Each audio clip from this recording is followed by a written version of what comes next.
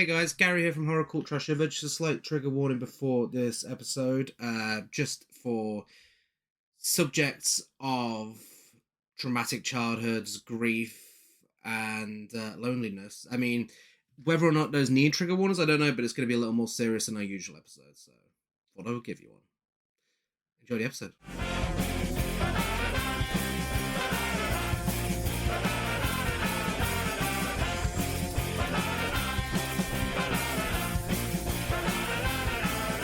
Hello and welcome to Horror Cult Trash Over, the show that discusses all of the masterpieces and trash pieces of genre cinema. I'm Gary. And I'm Chris. And we've come to the end of Pride Month 2024, and what better way to end it than what is now my favourite queer film ever made. Mm-hmm. Yeah. Two fantastic films. Two fantastic films. Two absolutely fantastic films. It's not often that you hear this on the podcast, but we've got a adaptation versus adaptation, original versus remake, whatever you want to call it, where both films are really, really fucking good, and there's really not much in it, in my personal opinion. Yeah. So we're not really gonna have much to badmouth, which is, I don't even got anything to badmouth. No, not really. No, I haven't. No, I haven't even got for best and worst of the week. No. So this shall we pick someone and just bitch about them? This is a very positive to a certain extent episode. Yeah, okay, to end Pride we don't Month want people to switch off. Let's not. Okay. Well, no, I haven't got anyone. I mean, yeah, this is the first time since Suspiria that we've had a duo like this. Yeah. Yeah. So let's start with what's new with Chris and Gary.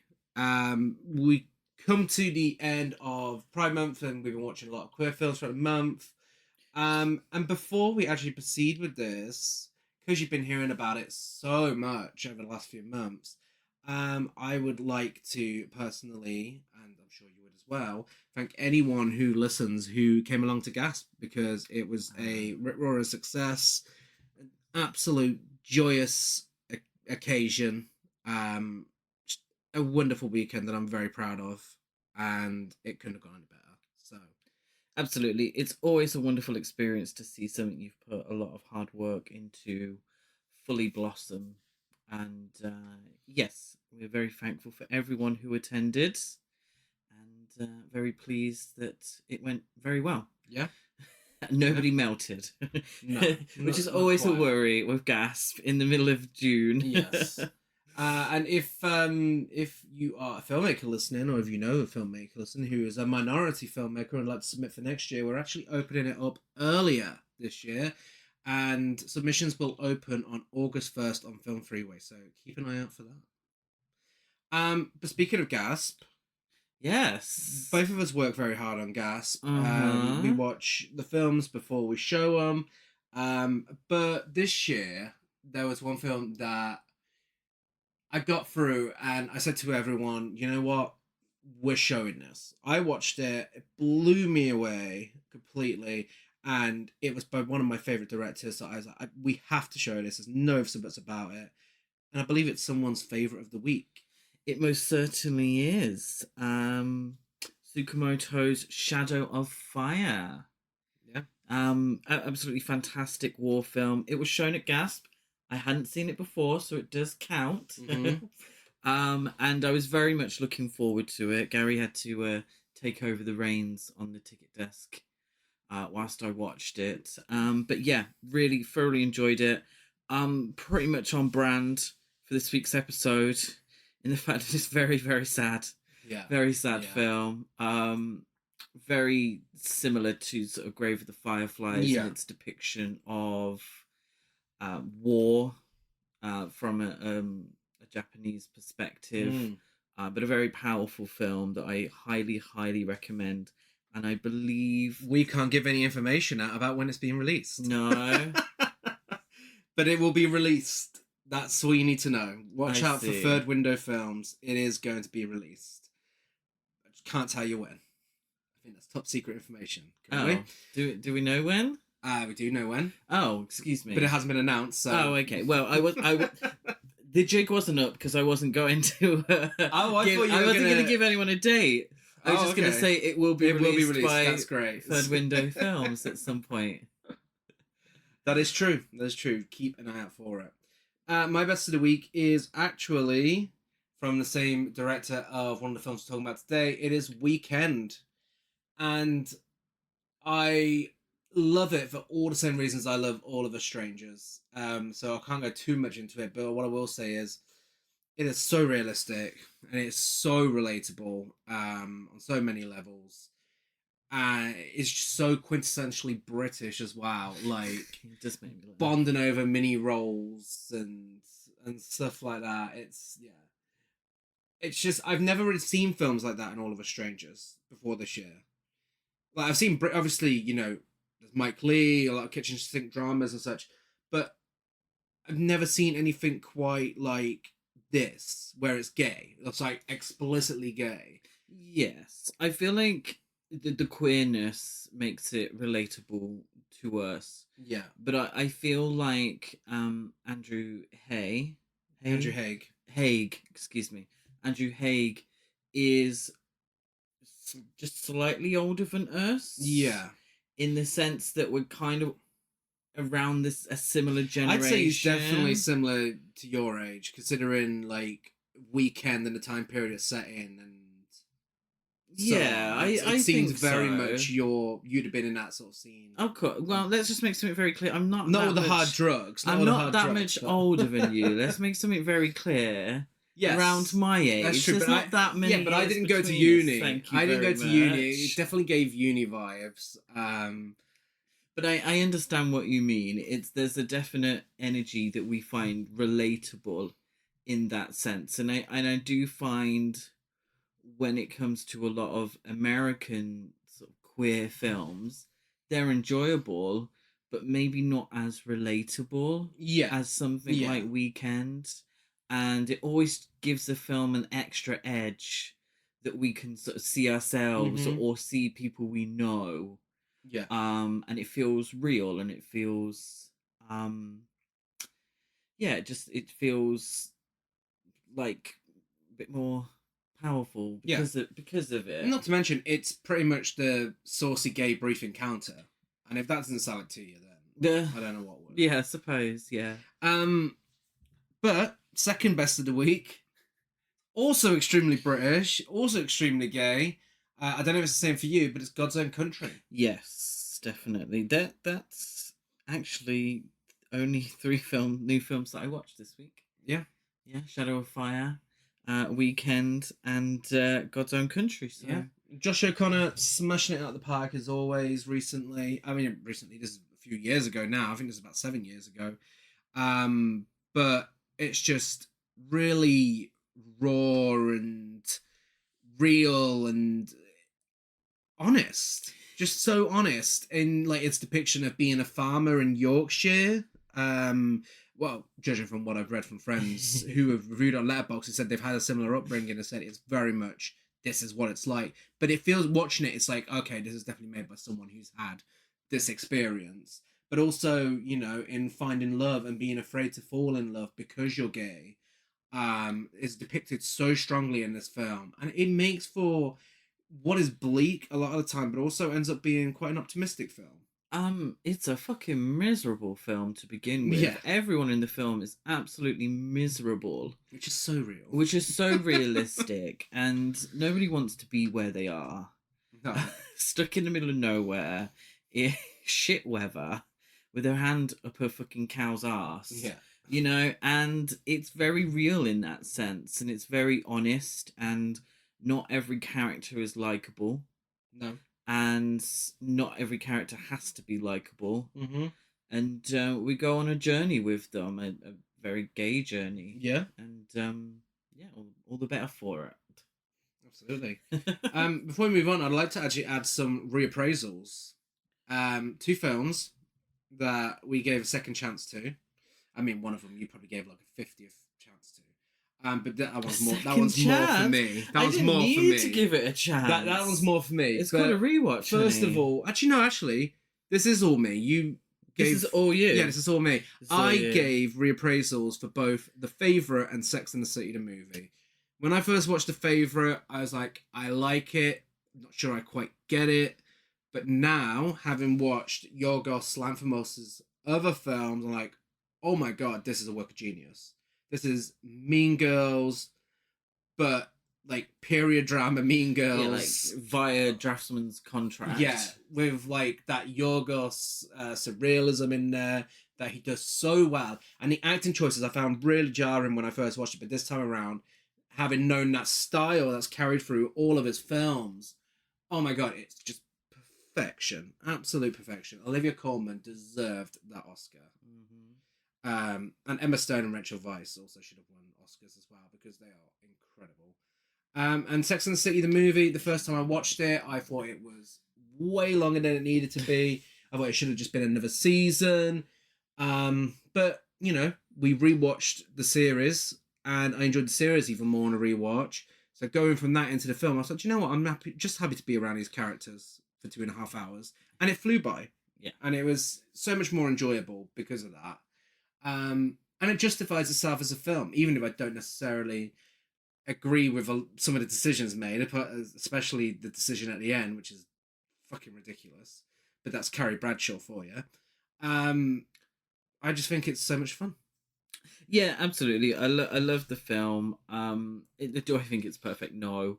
Some choices were made, but it's what we got, and I love the character so much that I can, of course, forgive a lot. If you like the series, you like the film, essentially. I actually thought Charlotte's storyline was the best of the film, which a lot of the time during the series I'm not able to say that. Yeah. Or Jennifer Hudson's Louise from St. Louis. Yes. Finally getting that Louis Vuitton bag. That hideous Louis Vuitton bag. Mm-hmm. Well, we spoke about joy, and now we're going to get depressed for an hour or so. Let's start with the poll results. 100% All of Us Strangers, because of course it was. I think it was very optimistic of me to think I'd even get any votes for the Discarnates, because it is tough to get hold of if you don't know how to get hold of it. Like, it's either Internet Archive or you're renting it, and even then, I don't think it's available everywhere to rent. So, yes, thank you for voting, but we always knew it was going to be All of Us Strangers because it's the readily available one. Also, to be perfectly honest, I didn't know the Discarnates existed before All of Us Strangers was about to be released. Yeah. It's not sort of a well-known film. I don't think. Considering the director, Obayashi, was quite prolific and had some quite high-profile films, this one tends to be forgotten. It does, and that's such a shame. Spoiler alert is now in effect. And please stop this episode and go and watch at least All of Us Strangers before this. Or read the book, because that'll give all the spoilers away. And that's what I'm going to start with, actually. So this is an adaptation versus adaptation for Taichi Yamada's Strangers, one of my favourite books, and two of my favourite films to come from it as well. So the book is very much about grief and loss and the effect it can have on you when you hold on to the past too much and when you can't let go of things and you can't move on. And it's shown in such a visceral way in both of these films. But getting it out of the way now, which one did it better? If we're going for the novel itself, like face value, what the novel is, what happens in the novel, the Discarnates is spot on. Like, it does everything that's in the novel, and it brings it to life in such a unique way that not a lot of adaptations do. But obviously, I love All of Us Strangers for a different reason, in the way that it takes this novel, it takes the source of it, the groundwork, and it turns it into something completely different while still staying so true to it, which I think is so unique to do that and for it to work as well as it does.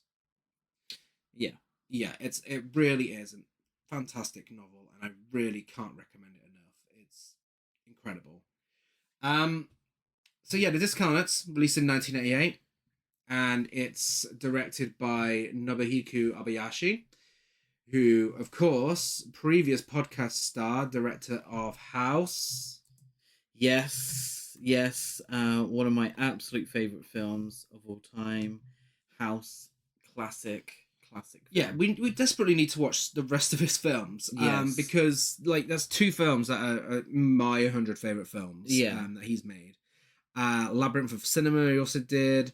Hanagatami, 7 Weeks, Turning Point, Sada, Bound for the Fields, the Mountains and the Seacoast, His Motorbike, Her Island, and more. And it's obviously based on the novel by Taichi Yamada, but also written by Shinichi Ichikawa, who did Kamen Rider, Return of Ultraman, Ultraman Ace, Yellow Tears, It Is a Long Walk, Hana Cage, the Ikuru remake from the 90s, Scenery to Remember, Madame Butterfly, and more. Yeah, it's funny to think that one of the writers of this beautiful film on grief, also wrote a few of the Ultraman films. Yeah. Which I don't know. I haven't seen all of the Ultraman films, so could have been beautiful Ultraman film about There's grief. themes in Godzilla, so get you a writer that can do both. I'm sure the Ultraman films are just as entertaining. Absolutely. It's not available online how much it was made for or how much it made, but the information online is available for how many awards it won and was nominated for. Nice. So at the 31st Blue Ribbon Awards, Surutara Katako and Kumiko Akiyoshi both won Best Actors. So Best Supporting Actor and Best Supporting Actress, the parents. The 13th Hochi Film Awards, Surutaro Kataoka won Best Supporting Actor. 16th Moscow International Film Festival, it was nominated for the Golden St. George. Oh. And yet again, 10th Yokohama Film Festival, Surutaro Kataoka also won Best Supporting Actor. Fantastic. The fourth best film of the festival. Yeah, very well deserved. Some fantastic performances. It's a shame Mario Kazama didn't win more, because his central performance is fantastic. Yeah, absolutely fantastic. But we'll talk about that later, obviously. But yeah, it's nice to see that it saw awards recognition. Yeah, at the time. Yeah. Even if it is a little lost. I'm assuming to Western audiences now. Yeah, this is definitely something that Third Window need to pick up. Oh yeah, that would be perfect. So let's talk about our first feature presentation.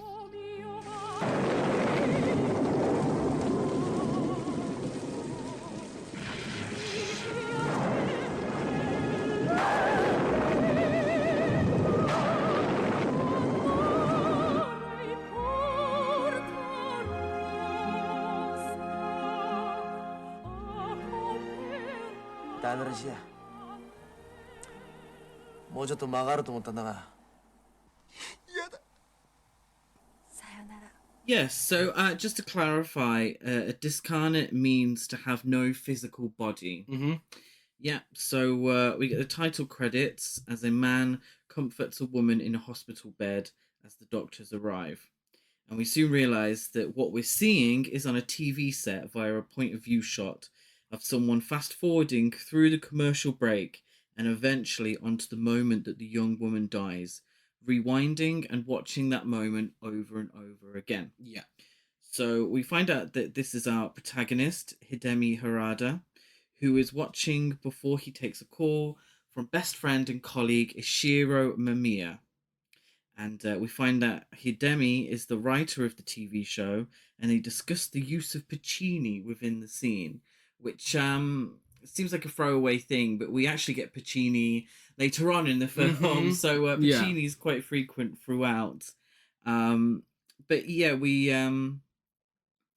knowing the plot of the film, and how Hidemi has had to deal with grief, and how grief and loss and death have been such a huge part of his life. Mm-hmm.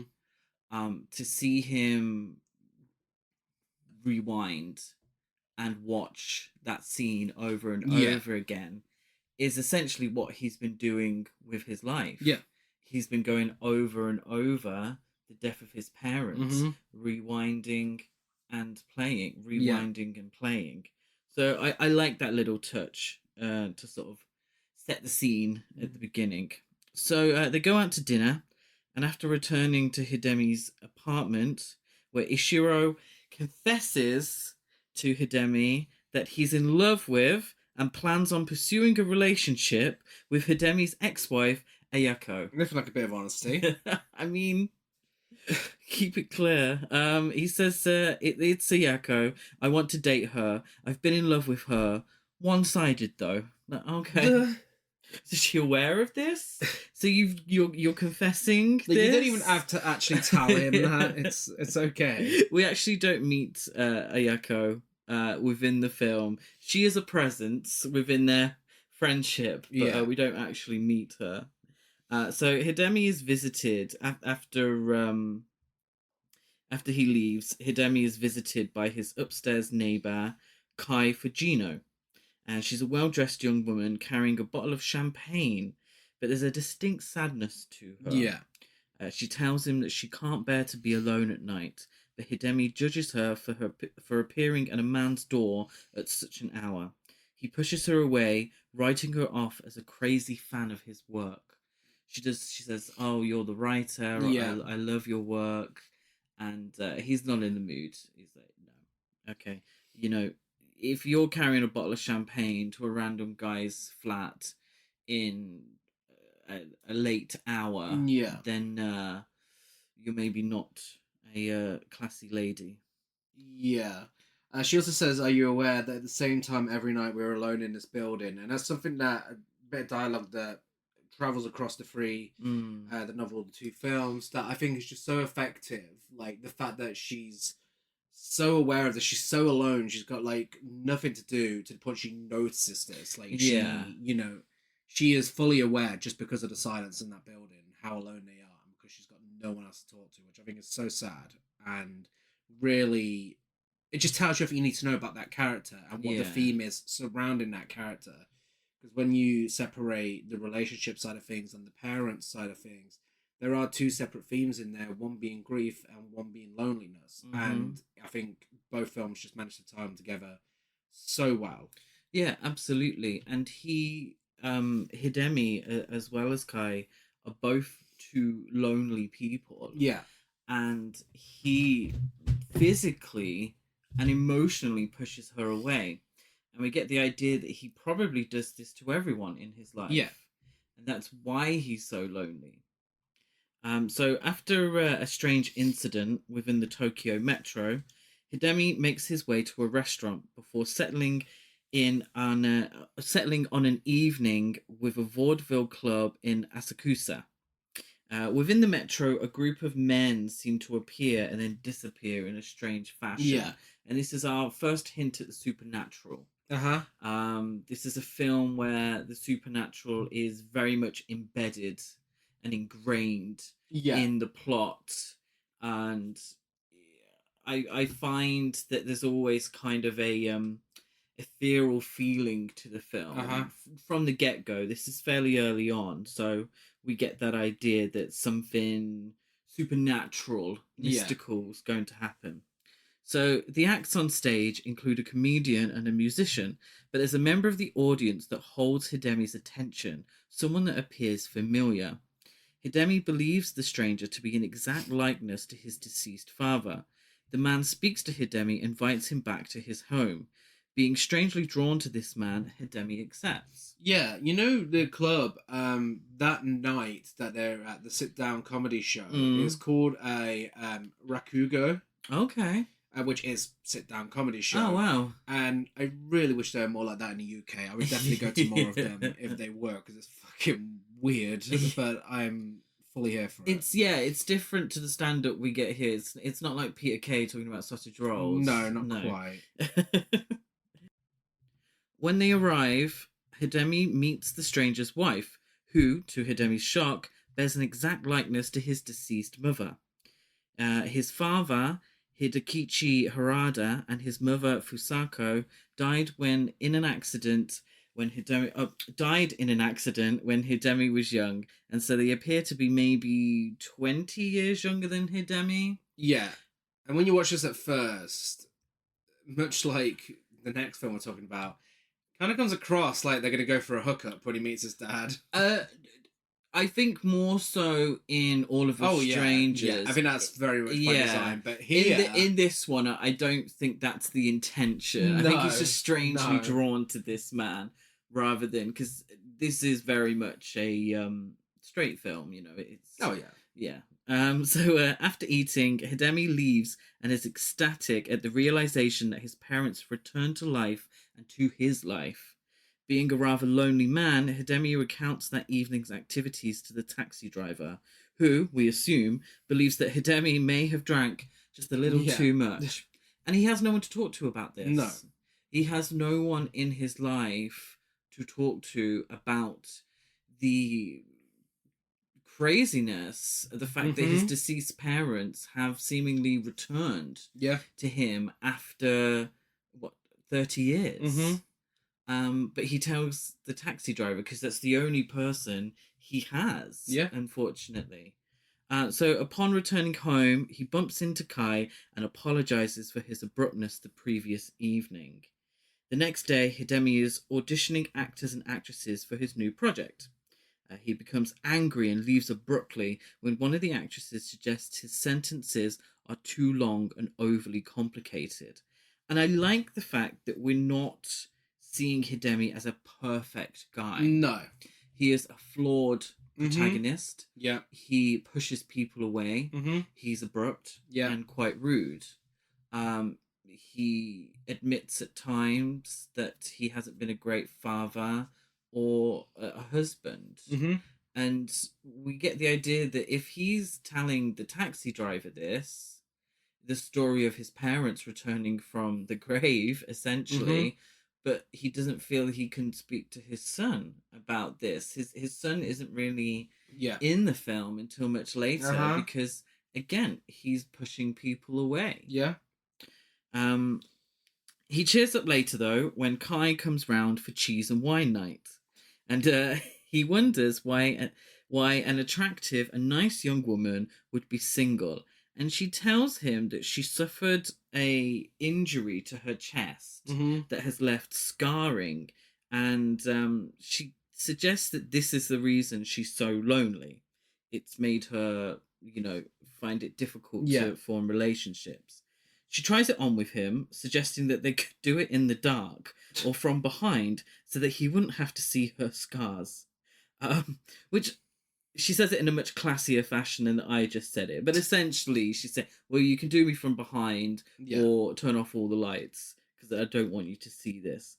Hidemi is initially taken aback by this, but he agrees and takes her from behind, promising to never look at her scars. Is this the scene where we find out what she does for a living? I mean, my notes are slightly a little different to yours. Yeah. I'm sure this is the scene where he asks her, what do you do? And she's like, I'm a dancer, a crazy in love dancer. No, that's later. But yes, she is a crazy in love dancer. Yeah, no, this is their initial hookup. So Hidemi visits his mother as she is making ice cream. She fusses over him, making him take off his shirt to dry and stop it wrinkling as she washes him. There's a strange dynamic where I feel Hidemi is almost reverting back to childlike behaviour as his mother is fussing over him despite her offering him a beer. So she's well aware of the fact that he's older and offers him a beer, but then also treats him like a child. And I love in the performance when Mario Kazama, he has a different physicality. Yeah. And he almost acting childish. He sort of reverts back to being mothered. Yeah. And it's just really, it's subtle, but it really, really works.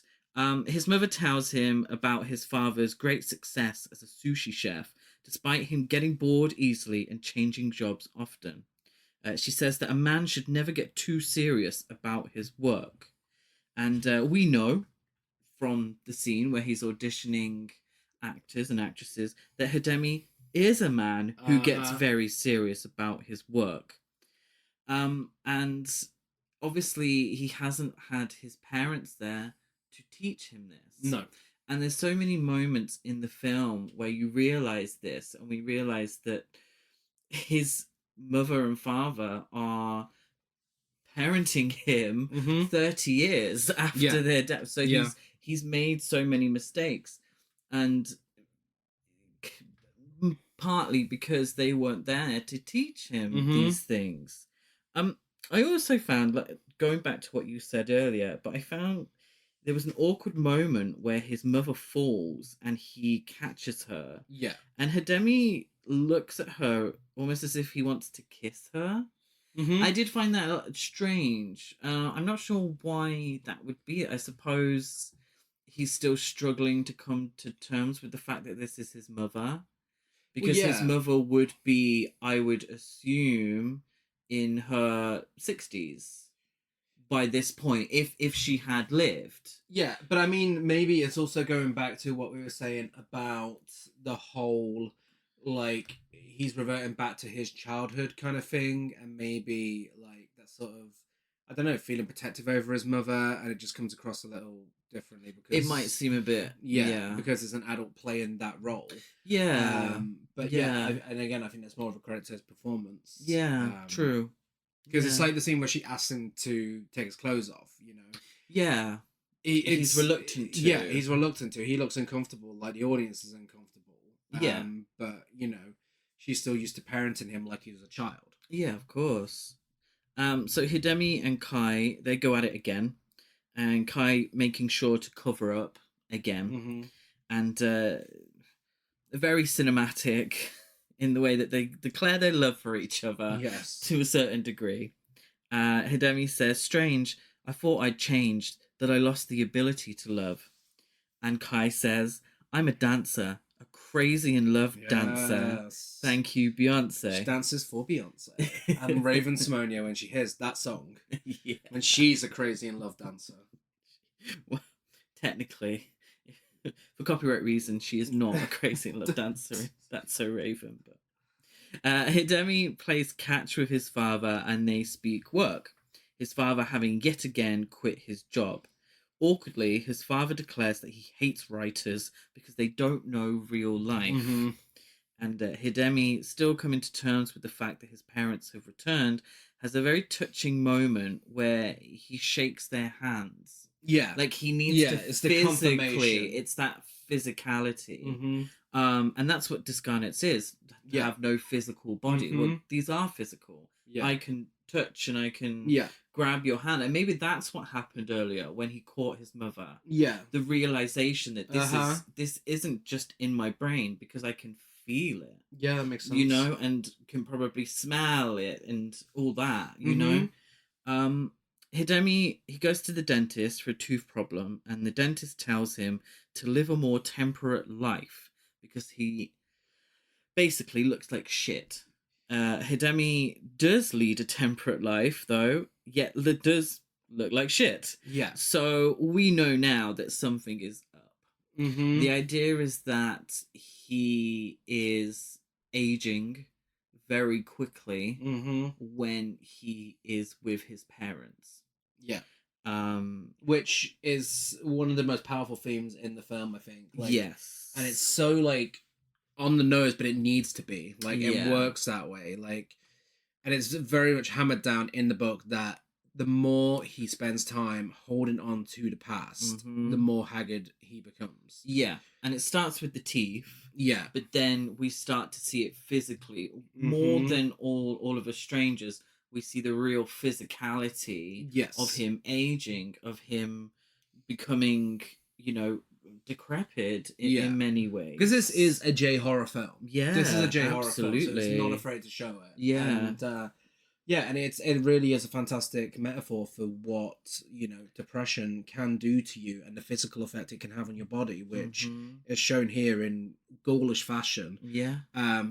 But at the same time, it's not like, I mean, perhaps in another film, like a funny face like this might be like, oh, that's great, you know, bit of comedy.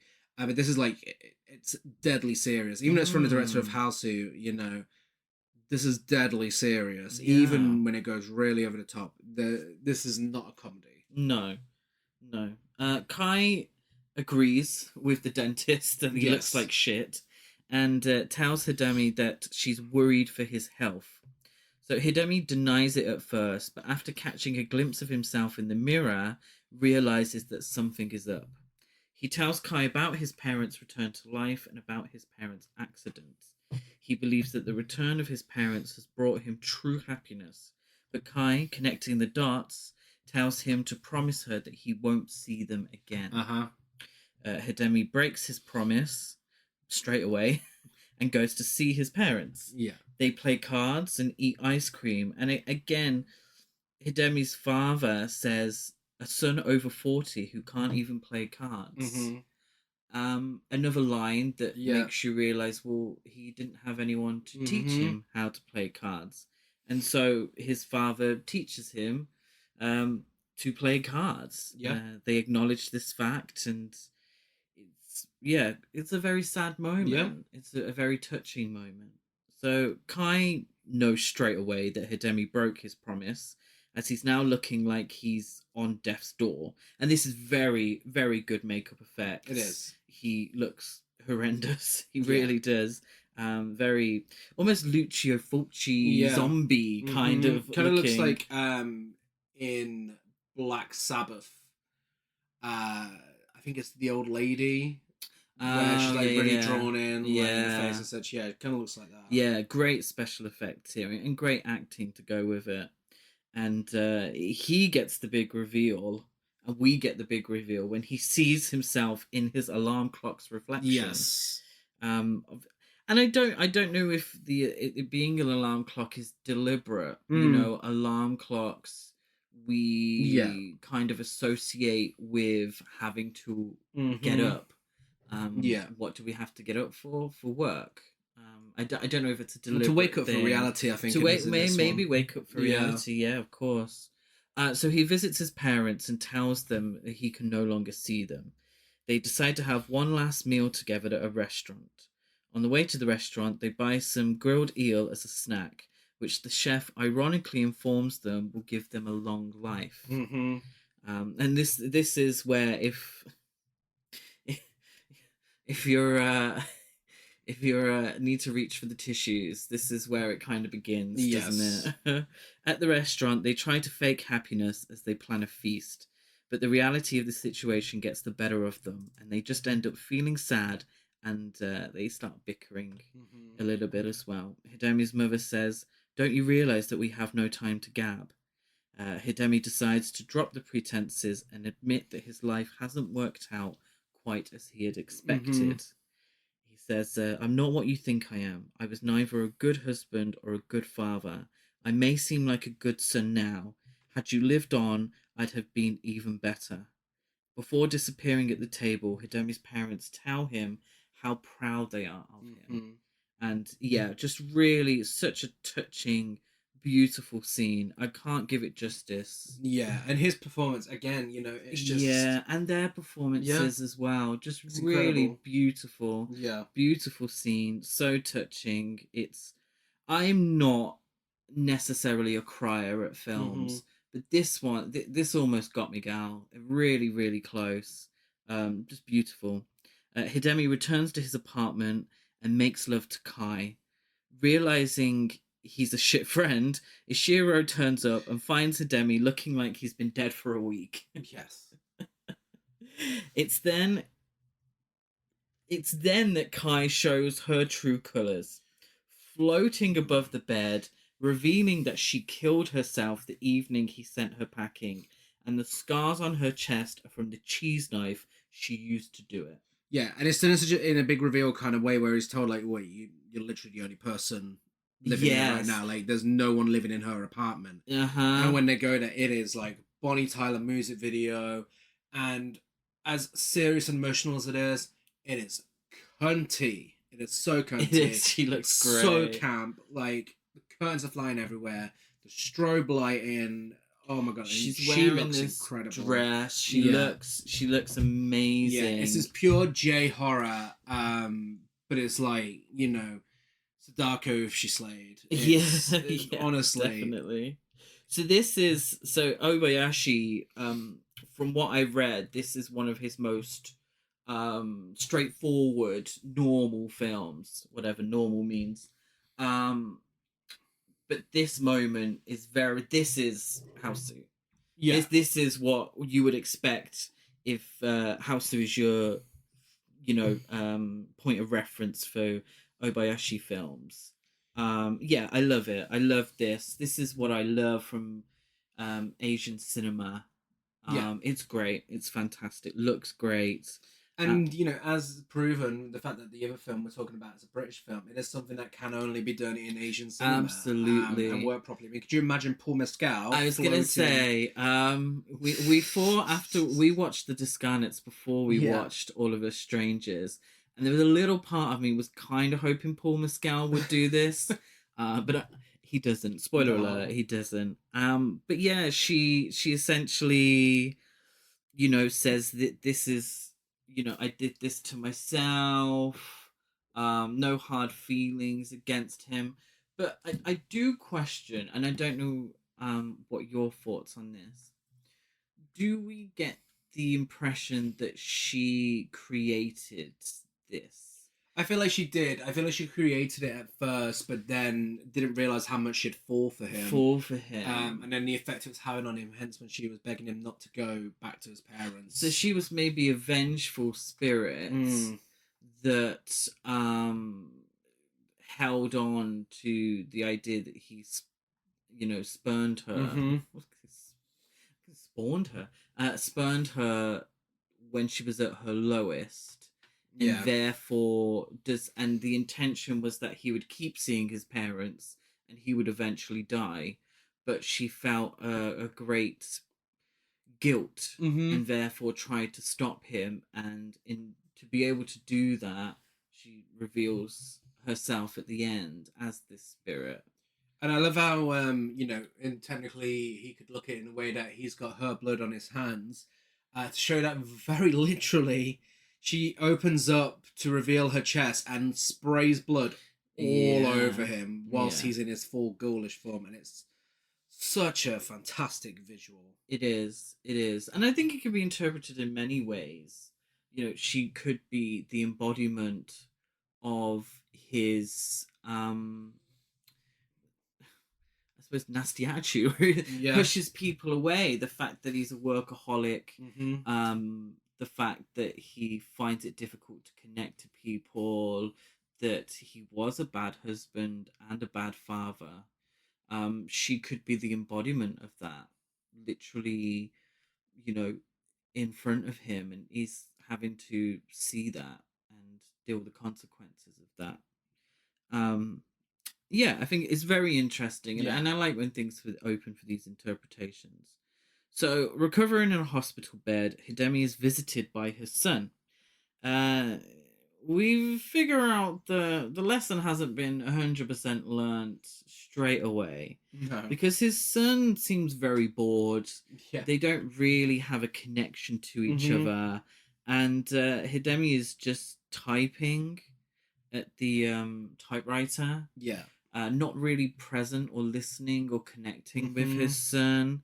But he does offer to teach him cards at some point. Yeah. Now that he's learnt cards, he can now pass that on to his son, and we hope that that's a connection that can be worked on. And I like that he doesn't suddenly wake up in hospital and he's completely a changed man. Yeah.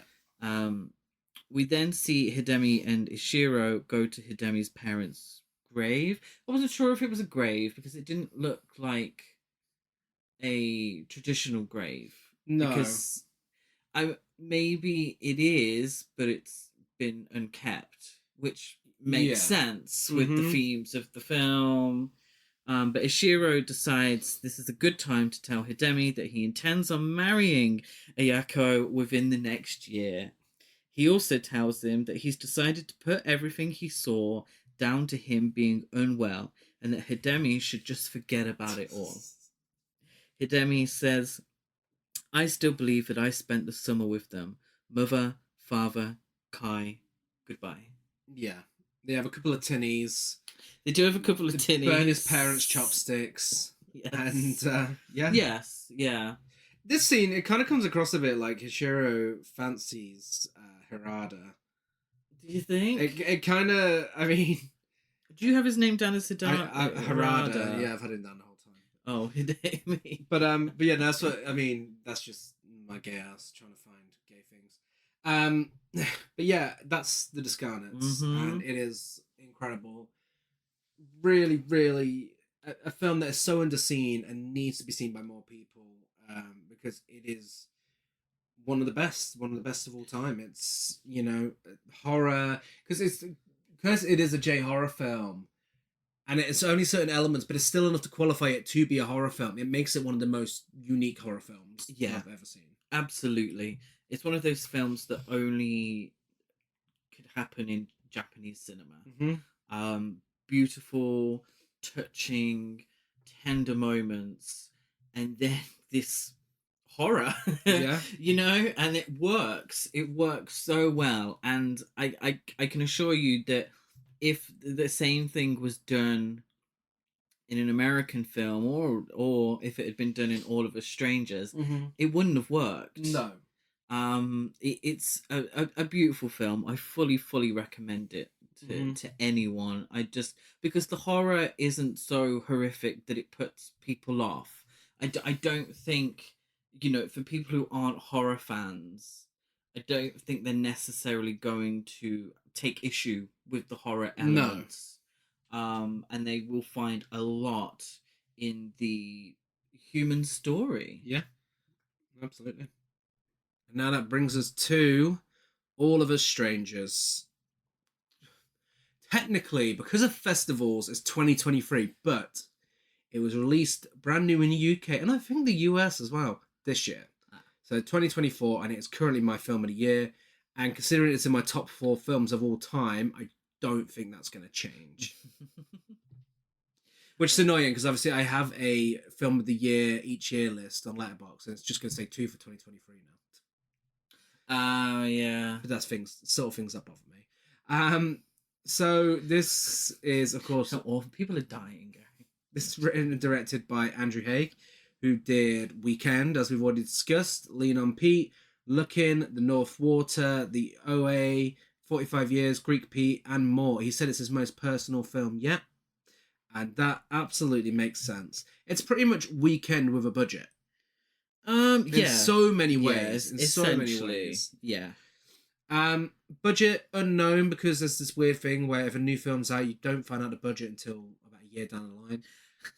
But it made $20.2 million at the box office. But it's getting a Criterion Collection release, which is fantastic news. It's so well deserved. Do you know what other film should get a Criterion Collection? The Discarnates. Yes. Yeah, absolutely. They should have did it as a double set. What it should have got is for fucking Oscars. This is the most shocking snub for me since Toni Collette, Hereditary. Okay. Like, I can't believe this wasn't even nominated for Best Writing. Like, no. This is ridiculous. How is that possible? It was nominated to the BAFTAs, though, wasn't it? It was nominated to BAFTAs. It was nominated at GLAAD. It was nominated at Dorian Awards. Andrew Haigh won Best Screenplay of LGBTQ plus Screenplay of the Year and LGBTQ plus Film of the Year and Film of the Year in general at those awards. At GLAAD? Did it win at GLAAD? It didn't win at GLAAD, but it was nominated. Oh, what won at GLAAD? Oh, wow. I'm not sure, but London Film Critics Circle, it won Actor of the Year, Andrew Scott, British/Irish Film of the Year, and Best Irish Performer of the Year, Paul Mescal won. Also won for God's Creatures, Foe and Carmen, smashing it recently. Nice. And many people wish he was smashing them and then running away in the park after. Oh dear, are we talking about that? That is... I find that infinitely hilarious. Yes. I think it's the funniest thing, the idea that Paul Mescal just runs away from these poor women. apparently. Winner of Outstanding Film, wide release at the GLAD Awards, Bottoms. Nice, very well deserved. We're in a great time for queer cinema. Oh yeah. The British Independent Film Awards, Best British Independent Film. It won Best Director, Best Supporting Performance with Paul Mescal, Best Screenplay. It won still British Independent Film Awards, Best Cinematography, Best Editing, Best Music Supervision, because it is so important to this film, the music, and finally it also won the Rainbow Spike Award at the Valladolid, I think that's pronounced right, International Film Festival, and the Montclair Film Festival. It won the Special Jury Award. Nice. So there's a lot of awards. There's a lot of awards. Yeah. Like now there are a lot of awards, and it's nice to see, because it allows films like this to get recognition. So it isn't just you have to win at the Oscars, you have to be nominated at the Oscars. No. You can still get the recognition that you deserve. Yeah. In terms of the BAFTAs though, I was very surprised to see that Andrew Scott wasn't nominated. Yeah, that is very Paul strange. Mescal and Claire Foy were, but Jamie Bell and Andrew Scott weren't. I was very surprised to see that. It's because of that horrible person at cinema, isn't it? Which one? When we went to see All of Us Strangers, there was an older couple sitting down the road from us, and the woman was like, "Oh, that Andrew Scott," because there was an advertisement for a National Theatre thing he was doing at the time. She's like, "He's got such a horrible face, hasn't he? Yeah, such an evil face. Like, is he playing the Yeah. bad guy in this? It's like, he's such a horrible face." I know, it's a bit harsh. So that's really harsh. He was a great villain in Sherlock, though. I will say that's how I knew. Oh, I never Andrew watched Scott. Sherlock. He was incredible. Did he play Moriarty? He did, yes, and he was so good at it. Yeah, are we going to talk about it? Oh, for fuck's sake! The face that he actually has, and this is very British, but he does, and I wasn't the one that came up with this, but he does look like both Ant and Dec merged into one, which I love because it's so true. Poor Andrew the Scott. evil Ant and Dec. Poor Andrew Scott. Andrew Scott is not evil. Let's just get it out. No, Andrew Scott. but that's why he's got an evil face, because he looks like the evil Ant and Dec. Can we also talk about the press tour for this film? It was great. It was so good. Paul Mescal and Andrew Scott just being like best of birds. Andrew Scott taking Paul Mescal to gay bars. Like, come on. It was so joyful to watch. It was, but I feel like sometimes the online community ruins it by sort of forcing this narrative. Like, oh, they must be having it off screen. Oh, they must be. You know, like, oh, it's a modern day Julie Christie and Donald Sutherland. They definitely had sex whilst they were on. Definitely real Well, these sex scenes were pretty realistic. I mean, to a certain degree, yes. Andrew we'll Haigh get knows to that moment. how to create realistic looking spunk. But yes, let's talk about our second feature presentation. That's your mum and dad. They died just before I was 12. I'm trying to write about them at the moment. How's it going? Strangely. Hi. Hi. My boy's back home. Our son. Is this real? Does it feel real? I've always felt like a stranger in my own family. It doesn't take much to make you feel like you're back there again. All of Us Strangers, rated R. Yeah, lonely television screenwriter Adam lives a secluded life in London. We're introduced to him as he's staring out of his window, followed by doing some writing, and then watching bargain-loving Brits in the sun and attempting to eat the leftovers from a Chinese takeaway before his tower block's fire alarm goes off. Now, if that isn't the most relatable thing ever, what is? Would you like to explain what bargain-loving Brits in the sun is? There's a channel here in the UK called Channel 5, and it's always kind of been known as sort of the cheapy channel, not highbrow, kind of lowbrow, let's say, TV channel. And there's a TV show that we love, and it's basically about British people who go overseas, mainly in Spain, because British people love annoying people in Spain, and they just like exist. And it's called Bargain Loving Brits, but They never look for it's bargains. never really them looking for bargains. It's kind of like, oh, we opened a mobility scooter shop, or we opened this bar and we're trying to make it happen, and oh, we're trying something new on the menu, lasagna, at this restaurant. So yeah, and it's very addictive.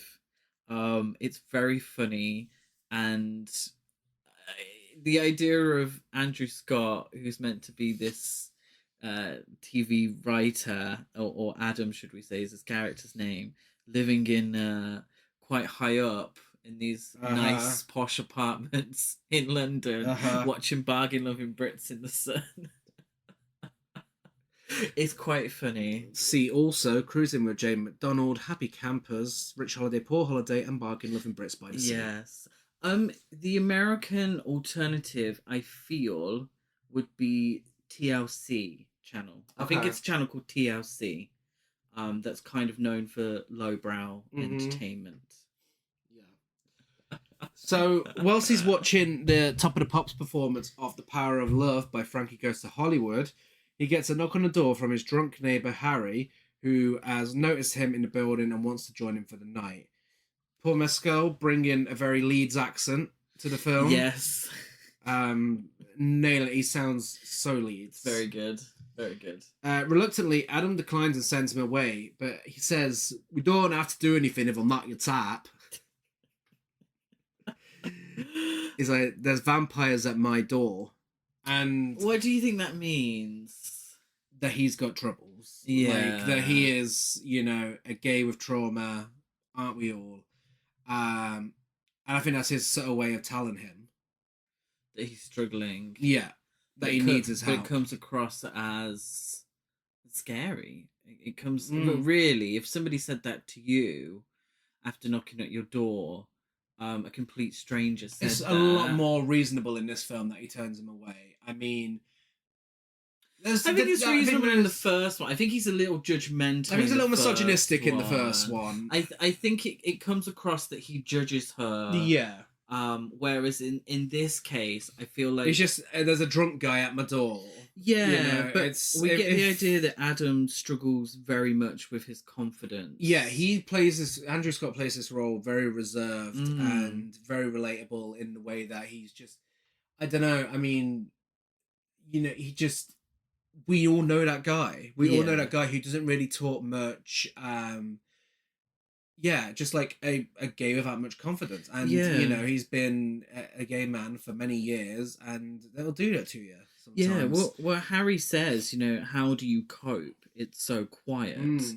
And then he says, the whole of London is out there, but we can't hear a fucking thing. Yeah. Well, the whole of London's out there. Why are you not part of it? Yeah. And I think it's probably something that eats Adam up inside, and Harry as well, probably, that fear of going out into the world. Yeah. It's sometimes quite relatable. Yeah. Andrew Haigh said on using The Power of Love, he said, the idea I used to love that song as a kid, 11-year-old queer kid, living in suburban England, and that I could put it in a film years and years later, now being very open about my sexuality, is something I never thought would actually be a possibility. He said, and I can make a film with queer content, again, something I never thought would be a possibility, and I'm in a relationship, which is, again, something I never thought would be a possibility. I was like, fuck it, that's going at the end of the film. There was no way I was not doing that. I wouldn't even care if nobody liked it. And again, it does come back at the end of the film in a very fitting way, and it's used brilliantly here, because every song in this film, the lyrics tell the story of the film as they go along, and I love that. I love a needle drop soundtrack, and this has one of the best, one of my favorites ever. It's just perfect. Every song is placed perfectly to move the narrative along in such a smooth way, and it works so well. Yeah, and the film is very much about the passing of time as well, and the generational gaps. Yes. And so to have these songs from a certain generation, they bring up that feeling, that very 80s feel. Yeah. And the film deal with our preconceptions of the 80s and what it was to be queer in the Mm. 80s. And that happens a lot in the film, and I'm Yeah. sure we'll talk more about it later. Yeah. Adam begins writing whilst listening to Johnny Come Home by Fine Young Cannibals and decides to visit his childhood home, now unoccupied. And this house in the film, Andrew Haig's actual childhood home. Oh, wow. Yeah. So when he says it's his most personal film, it really is his most Yeah. personal film. He sees a vision of his parents who both died in a car accident decades earlier when he was 12. At first, he spots his dad in a park who looks as though he's trying to cruise him. Yes. But instead, he takes him home to his mum. Because his dad looks like someone who would try and cruise you in the 80s. Oh, absolutely. Jamie Bell looks straight out of Cruising. Yeah. He's got the moustache Mm-hmm. and all Yeah. of it. Yeah. Very 80s. Adam has dinner with them. They all have a catch-up over Is This Love by Alison Moyet and promises to visit again. Yeah, this is where we get the first inkling of the generational gap. Mm. When his father refers to something as puffy shit. Yeah. Puffy or puff being a reference to being flamboyantly gay. Yeah. So yeah, we get our first inkling of Yeah. And it's kind of like when you first watch it, it's kind of like a gut punch because it's kind of like, oh, okay, he's going to have to... He's gonna come out. Yeah. And imagine being a man in your 40s having to come out to your parents. Like, it's wow, you know? And it happens, obviously. But this film captures the gay experience so well. And like that idea of having parents who would say stuff like that around you, it knocks you back. And a lot of the film deals with the whole concept of coming out, which, by the way, by 2024, I can't believe we're still doing it now. It shouldn't ever have to be the case. You should just be what you are. You should never have to come out. I mean, you kind of have to tell. I don't know. I suppose you tell you're in a relationship. I understand what you mean. In an ideal world, you'd just be in a relationship, and that would be it. Yeah, like, it's no one's business aside from that. But we are in a world where coming out is such a huge part of being gay. Yeah, you know, it's bigger for some of us than it is for others, and you know. Obviously, I don't know Andrew Haig's story, but I feel like it may have been a bigger deal for him, considering how it's dealt with in this film and in Weekend. What would be nice if we all felt comfortable to come out and expect a party for everyone? Yeah. I think that should be in the law. Anytime anyone comes out, Diana Ross, I'm coming out, starts playing automatically. Anything, we have to have cake and a party and all that business for everyone. Everyone's invited, except homophobes. But they wouldn't want to come along anyway. Oh, yeah, we do. It's called Pride. Well, yes, that's true. I want my own party, okay? Yeah. I'm going to be selfish about this. For Pride Month. Well, it's your birth month next month, proud. So. Where's my parade? Well, that'll be your birthday next month. Yeah. Returning to his flat, Adam encounters Harry by the lift. He reciprocates Harry's interest from earlier, and the two begin a passionate relationship after Adam listens to Build by the House Martins. I love the shot in the lift with the infinity mirror effect. Yes. I don't think I'd like it if I had a lift where I lived had that. Yeah. I think it'd be really creepy. It would be a little out of context, it's absolutely something Brian De Palma would have done in Dressed to Kill. Yeah. But I think in the film, it's beautiful. Yeah. What happens next is a very realistic account of what would be a grinder hookup. If you don't have the confidence of Paul Mescal knocking on people's doors. He's like, I'm just checking you're queer, right? He's like, yeah. He's like, good. And I'm like, okay, wow, yes, that is absolutely something that would be said. Yeah. Of course. It's so awkward trying to find out if someone's gay that you're trying to chat up. Yeah, I suppose, yeah. Not that I would know, because, you know, apps are made for that also. But the two of them have a discussion about the difference in generations and how Adam's generation used queer as a derogatory term, whereas Harry's generation, it was gay. And he uses examples like, your sofa's gay, your bag's gay, your trainers are gay. And then Hilary Duff kicks the door down, walks in and was like, excuse me, how would you like it if I said shorts, shirt and t-shirt combo? as a derogatory term. For anyone who doesn't get that, just Why are you listening YouTube to us Hillary if you don't get it? Duff Surely you know. gay, and you'll get it. But Do you know what you say when you say that something's gay? but it's so true. And I feel like me and you are in the middle of that sort of... Well, it's Hillary Duff sending the police round now. Yeah. I feel like we're in the middle of the queer and the gay derogatory terms in terms of when we were born. Yeah, it's, Like, it's I a knew weird. queer I would never have as- said queer. Yeah, I knew queer as an insult when I was growing up. But then it also kind of evolved into gay being an insult. Yeah, queer, puffy, that sort of, would have been an distinctly- insult. But I feel like gay would have been an insult, but literally because homosexuality would be an insult. Yeah. When I was growing up, unfortunately, and I don't want to, I'm not trauma dumping in any way, but it's kind of how it was. Mhm. Whereas, unfortunately, gay seemed to become an all-encompassing derogatory term for anything, objects, people, animals, and a lot of people who I don't think were necessarily homophobic were using it as a derogatory term. It was so strange. Yeah. I mean, I Really remember weird. like early 2000s was my first time. The first time that I noticed it was when my dad said it, and then he said that it's what they say in American Pie now. It's what everyone's saying. And, so gay. And it's very much where it come from. It's that sort of era of that sort of media where it was the joke. It was like being gay Absolutely. was the joke. Yeah. And then before that it was just queer. Yeah. And I mean, before, she was sexy, confident, Katy Perry was saying, "You're so gay, you don't even like boys." And she supports Trump, so she's probably still saying it now. She does, actually, yeah. She only wants the gays to get on the side so she can sell more albums. Yeah, she said that. Oh, well, let's not get into that. Let's not get into it. We need a whole episode. She's at that stage of her career. Yeah, she's desperate to be a gay icon. The two of them take part in a very realistic feeling sex scene that starts with a bit of awkward dialogue, a bit of awkward coughing, and ends with a bit of spunk on Adam's chest, which Harry licks off before kissing him.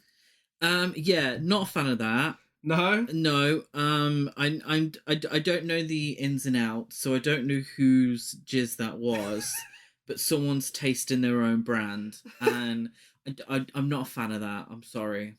I don't think it's classy. No, joking. People can do whatever they like, but I just feel like, oh, we're tasting your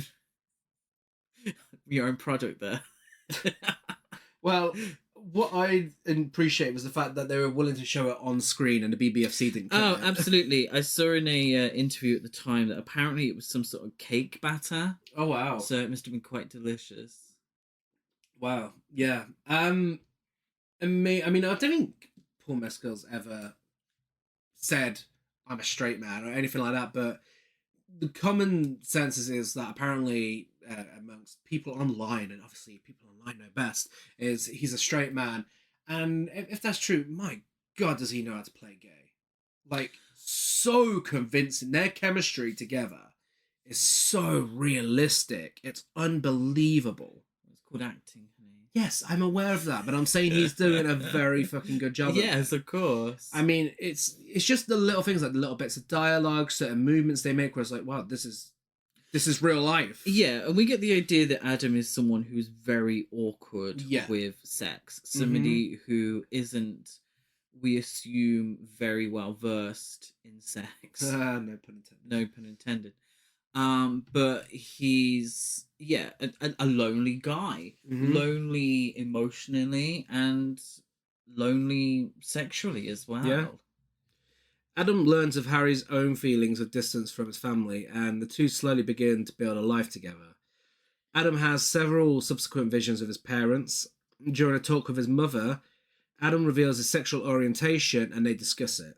So, in this scene, Adam's mum is like, what parent wants to think that about their child? No parent I know. And it's such an 80s view of coming out. Very much the same as the Discarnates, he's been out in the rain, he comes in, she asks him to take his clothes off, he's uncomfortable, etc., etc. Finds Erasure records in his room. And a poster of Frankie Goes to Hollywood. And but yeah, so the whole conversation is so well written, because it feels like this is someone from the 80s talking to someone now about how far homosexuality has come and the acceptance for it and such. I mean, his mum eventually accepts that he's gay, but reacts with concern and slight bitterness after. But with Adam explains to her the difference in times for queer people, like she finds it hard to believe. Yeah, absolutely. She says things like, "But you don't look gay." Yeah. She says, "And what about this awful, ghastly disease? I've Mhm. seen the gravestones on the adverts. Should I be worried about Yeah. it?" And she does look worried. Mhm. And obviously, the 80s was a time where AIDS was seen as this dirty gay disease. Yeah. And people were scared of catching it Mhm. through sharing a cup. Yeah. And she's from that time. So Mm. I don't feel like we're meant to judge her No. for this. No. Because she is in many ways the embodiment of how people saw Yeah. homosexuality in the 1980s. Yeah. What we should be judging is the fear mongering from the media. Yeah, And the of politicians course. back then, you know? But also, I think it's quite touching to know that things have changed. Yes. It's a nice reminder to know that things have changed. And I don't think Adam realizes that No. have changed. He's saying it to his mum, but I don't think he's really processing it. Yeah. Because he's still so fearful of someone like Harry, who is more open about his sexuality, who's more confident sexually Yeah. and emotionally as well. And he must have been struggling to open up to people, leading to a very lonely existence. Yeah. And I think the need to be in a relationship was there. And he said, earlier that all his friends got into relationships, had families, moved out of London, and he's kind of been left behind to a certain extent. Yeah. Because he's not functioning very well in what, we perceive normal humans have to function. Again, whatever normal means. Whatever it is. Yeah. Harry comes over that night whilst Adam isn't feeling very well. The first sign of what we saw in the Discarnates of, Harada and how he started looking ghoulish and on death's door. In this one, it's kind of in the terms of just a bit of a temperature and a cough. And, Yeah, a little bit. He isn't feeling very well, and so Harry runs him a bath, and he says, "Been thinking of you all day today, watching crappy TV on a Friday night, on the sofa, eating Chinese takeaway, and watching old episodes of Top of the Pops from before I was born." That is literally what we do. That is... And that is our life add on some screen. Jane McDonald in there, and that, yeah. That's part of the crappy TV. Yeah, I know. Oh, how dare you. And Top of the Pops as well as crossover. Yes. But yeah, it's like, the ideal life. It's what we live. To a certain degree. Yeah, I mean, I'm not secretly... We are out tomorrow, Friday night. Yeah, I'm sure he didn't mean every night. We might do. We are recording this in a flat right now. We're not out and about. Yeah. Harry reveals that he also thought about the two of them having sex, and Adam says for the longest time he thought fucking someone would mean he'd die, and says it's probably difficult for Harry's generation to understand, and then they have sex. And yeah, again, it's like these topics are inserted in there in such a clever way that Andrew Haigh does so... Shut the fuck up. Struggling to get rid of that Leeds fuck accent. Oh, I thought you were about the fact I said inserted in there. No, you sounded... You were doing your Paul Mescal. Well, I blame that on living in Manchester for 4 years. Yeah. But like the themes are put in there in certain sections, and you can sort of see they're placed into certain scenes to get the message across that Andrew Haigh's trying to put across. But it's done in such a natural way that definitely owes a lot to Andrew Haigh's dialogue and his interpretation of the story that's being told. So let's be honest. This is a novel that was in no way about homosexuality whatsoever. No. But the way it's been interpreted here, it just feels right. Yeah, it's something that isn't so... isn't really dealt with in the Discarnates is that idea that times have changed. Yeah. The idea that the parents, their views might not fit into modern times, or certainly their attire doesn't fit into modern times. But yeah, it's something that's very much a massive part of All of Us Strangers. Yeah. After they have sex, they talk a little more about Harry's family, and he explains that they all have their own little spot in the centre and have lots to do with each other whilst he lives alone. Adam asks him if it makes him sad, and he said it doesn't because it's to be expected. And he says, I've always felt like a stranger in my own family, and coming out just puts a name to that difference. And that was like, when I heard that in the cinema, that was like the first time I've ever had a film explain how I feel. And it just explains it perfectly. And I know other people who have said the same thing, and it just, like, universally, I think for anyone within the LGBTQ plus community, I'm sure no matter what you think of this film, that one line of dialogue, you could find some way of identifying with it. Yeah, absolutely. That moment where you finally figure out why you feel different. Yeah. Why you don't feel like you're the same as everyone else. You know, why, friends are talking about these Fitbirds or whatnot. Yeah. You're like, why am I not talking about Fitbirds? Why am I not seeing these things in the same way? Yeah. Why do I not want the same things that, other members of my family want? Yeah. And to put a name on it and to understand that other people are like you as well. Yeah.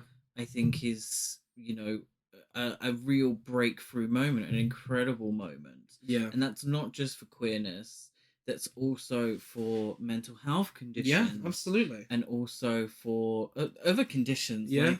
like IBS or something like that. When you find people out there who are going through the same thing as you, and you can finally put your finger on it, like, oh my God, this is what I'm feeling. Yeah. Then it's incredible. It is. It really is. And I'm so glad that this exists for, the current generation we're in now, to have that relatability in there when it comes to, taking it as it is with the homosexuality themes.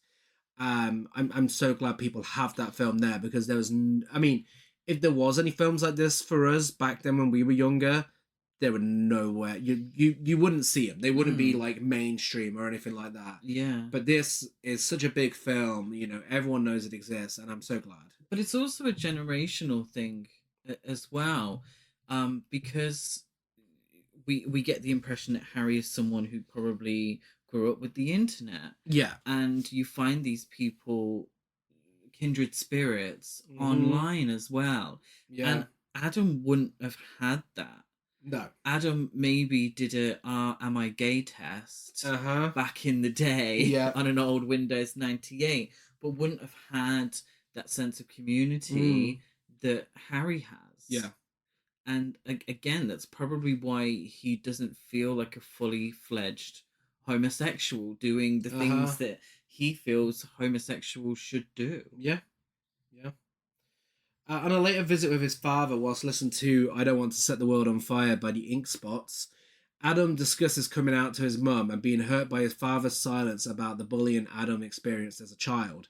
The two tearfully reconcile and hug, and the reflection in the mirror shows younger Adam with his dad, whilst, adult Adam is hugging his dad. Yeah. And it's just such a powerful piece of filmmaking that it really, like, both times I watch it, it's like a punch to the gut. Because, again, as someone who's bullied and has complicated relationships with their family, this film makes me feel seen. And it's why it made it into my top 4 favourite films of all time as soon as I watched it, because no other film has had that sort of power. Yeah, there's been films I've related to, but no other film has been so accurate within its depiction. And again, another thing that makes me grateful that it is available for other people who may be going through similar things right now. And this is available, because films can really make a big difference to you. They can do. Having that bit of media that you can relate to and see yourself in, it really can. And when I saw this, I felt like a changed man after watching it and having that sort of experience played out on screen so accurately. Yeah. And the acting in that scene is just perfect. This is a great argument as to why it should have won Oscars. Yeah, when his dad says, if I'd been at your school, I'd have probably picked on you too. It's like, oh, really just, oh my God. Yeah. What a thing to admit. Uh-huh. And then you think, well, actually, yeah, I mean, these people, unfortunately, bullies have been present through all of time. Yeah. And there's plenty of, and I know it sounds silly, but like in EastEnders, when Phil Mitchell found out he had a gay son, and this East London hard man finding out that his son does Lady Gaga, tribute performances in the front room. It's that same energy where you're like, oh shit, okay, obviously these bullies go on to have families. These homophobic people go on to have families, and they may have gay children. Yeah. And that's a scary thought. Mm-hmm. And you could see in Jamie Bell's performance, like when he's saying these things about what he would have been like if he was in school with him, you can see within his facial expressions that he's like, what the fuck am I saying? He's like, you can tell he's like, that's terrible. Yeah. And it's kind of like, again, similar to my coming out story in the way that the one that you think is going to have the bigger problem with it, he would have expected it would have been his dad, because I think that's how we're meant to expect things in society. It's I'm sure I'm not wrong in saying that. It's very much a sort of thing where it's like, oh God, if dad finds out, oh my God. Yeah, absolutely. Absolutely. But obviously it was his mum who had the bigger problem, who needed to wait and figure it out, even though there was nothing for her to figure out. But I think his mum was maybe more scared for him as well. Yeah. It came from a place of mothering too. Yeah. The not understanding, but also the disappointment in hearing that she's not going to have grandchildren. Yes. She's not going to have a daughter or son-in-law, because gays couldn't get married in the 80s. The fact that her son could very well get AIDS. Yeah. It's that part of it as well, that sort of worrying for him. And they say gays have very lonely lives. Yeah. And he says, it's not like that anymore. Gays don't have lonely lives. Yeah. My lonely life isn't because I'm gay. Yeah. It's because I was an orphan at 12. That's why. Yeah. Later, as Adam and Harry's relationship flourishes, the two spend a lot of time clubbing and begin to do ketamine together, whilst the club plays I Want a Dog by Pet Shop Boys, Promised Land by Joe Smooth, and Death of a Party by Blur. So it makes it the second Paul Mescal film with a Blur song that makes me cry because of how relatable it is. Yes. And if anybody knows of any gay bars that play those songs, please let us know, because that's a niche that we're really... Is this a London thing? Maybe, but that's definitely a niche market that we're definitely part of. I mean, that dance floor was jam-packed, so there are, again, kindred spirits out there. Yeah, doing Ket is the most British thing. Like two school kids on the back of the bus listen to N-dubs. It's H2O. Let's make something clear. Do you know what I don't miss? Doing Ket. Clubbing. I never did ketamine. Thank you very much. Yeah, I've gone on about how relatable it is. I've never done drugs, so I can't really relate to this bit. And I'm a bit like... but I know people who have, and I'm sure when I'm in my 40s that I'll be like, oh no. You'll give it a go. Oh. No clubbing, thank you. I did it in reverse, so this is where I'm doing the Chinese takeaway and Friday night trash TV. Yeah, I was a Sunday night actually. To be fair, Thursday nights. Thursday night. Oh yeah. Channel 5 changing it up. Oh yeah. One night, Adam wakes up after a blackout and discovers he's back at his parents' home. This time it's at Christmas and he's in his childhood pajamas, and it leads to one of the most emotionally harrowing scenes I have ever seen in a film, for me personally. And up there with my other recent films that made it to my favourite films of all time, Everything Everywhere All at Once, I would have loved to have done Laundry and Taxes with you scene. It's up there with that for me. They hang lights on the Christmas tree together and celebrate happily as Always on My Mind by Pet Shop Boys plays.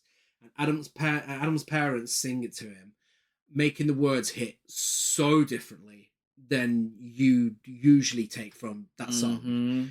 One of I think is the best cover song ever of all time. Yeah, it's far surpasses the original. But the lyrics, maybe I didn't hold you all those lonely, lonely times, and I guess I never told you. I'm so happy that you're mine. If I made you feel second best, I'm so sorry I was blind. You're always in my mind.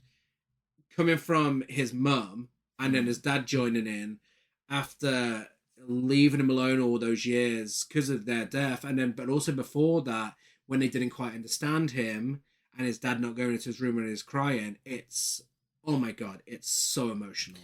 It's on the nose, but works perfectly. Yeah. It really does. Very emotional scene. Yeah. I mean, I've always found that to be quite an emotional song anyway before that, but within the context of the film, it's like, oh my god, wow. And it was used in all the trailers as well, that song, and it's just the perfect song for the film. Definitely. And it takes you to a certain place. It takes you to, well, I mean, I don't remember, but I'm sure many do, Christmas in, 86? 88, I think. 88. So, unless you remember Being a Baby. I was going to say, well, no, I'm not giving my age away. Fuck you. Unable to sleep, Adam gets I'm like Joan Crawford. I'm taking 10 years off. Adam gets into bed with his parents and tells his mother about being sent to stay with his grandmother after her death, which his mother laments. And it's very touching. And because she's like, oh, your dad's mum was really upset that he died, but my mum wasn't bothered about me. Yeah. I suppose it answers a lot of questions that we'd all have. Yeah. And his parents do ask a lot of questions. There's another one later about, what was it like? It's the episode of the Golden Girls where Sophia fakes her own death so she can see what everyone would say at her funeral. Yeah. It's that kind of thing. Well, I mean, we do want to know. Surprisingly, he doesn't ask anything about the afterlife. No. He doesn't ask anything about that. And I'm assuming it's because he's, I don't know, assuming that there wasn't one and they came back because they look exactly the same. Yeah. They haven't aged or anything like that. And they come back, the same as the day they died. Yeah. Essentially. Or should I say the same as the last time he saw them alive. I think it's interesting that he's not interested in that, but they're very interested in what happened after they died. Yeah. Adam then drifts back to his life with Harry. He awakens on the tube and sees Harry in the next car. Harry's distant and does not approach him, and Adam sees a vision of his younger self screaming in the reflection of the train window. Honestly, just being on the tube's a nightmare enough as it is. Let alone with all the other stuff. I mean, although it's quieter than usual in this film. I was going to say, and as is the case, no one around him reacts to his slightly erratic behaviour. Which is totally normal. Totally normal. Adam awakes in bed crying. Harry's brought him home after a club incident where Adam had a panic attack, and Adam discusses the details of his parents' death, where he reveals his father died instantly in a car accident, whilst his mother lingered for several days in the hospital. His grandmother kept Adam from seeing his mother due to her dire condition, which has forever haunted Adam.